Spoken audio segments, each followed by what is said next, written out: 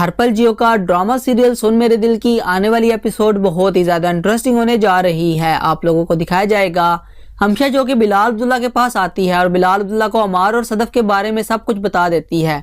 بلال عبداللہ کہتا ہے کہ میں نہیں چاہتا کہ اب عمار اور صدف کے بیچ کسی قسم کا کوئی بھی تعلق ہو۔ میں اب عمار کو اس آفس سے دوسرے آفس میں بھیج دینا چاہتا ہوں اور نہ ہی اب وہ کبھی ایک دوسرے سے مل پائیں گے۔ ہمشہ کہتی ہے کہ عمار اور صدف شاید ایک دوسرے سے محبت کرتے تھے اور اب عمار کو بھی اس بات کا پتہ چل چکا ہے کہ شاید آپ نے صدف کو اپنی دولت سے خرید لیا ہے۔ یہ بات سن کر بلال عبداللہ کہتا ہے کہ میں کسی کی مجبوری کا فائدہ نہیں اٹھاتا، تم مجھے اچھی طرح سے جانتی ہو نا، اور یہ بھی جانتی ہو کہ میں صدف سے بے انتہا محبت کرتا ہوں۔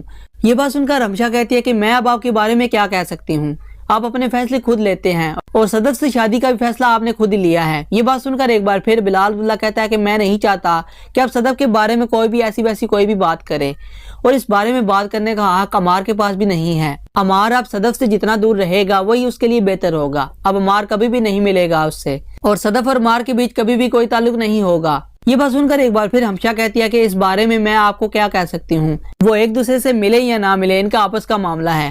جو کچھ میں جانتی تھی میں نے آپ کو بتا دیا، میں نہیں چاہتی کہ اب کبھی بھی اس بارے میں کچھ بھی ایسی ویسی بات ہو۔ یہ بات سن کر اب بلال عبداللہ بہت زیادہ پریشان ہو جاتا ہے۔ بلال عبداللہ نے کبھی سوچا بھی نہیں تھا کہ ایسے حالات ہو جائیں گے، وہ صدف کو کسی اور کے ساتھ نہیں دیکھ سکتا۔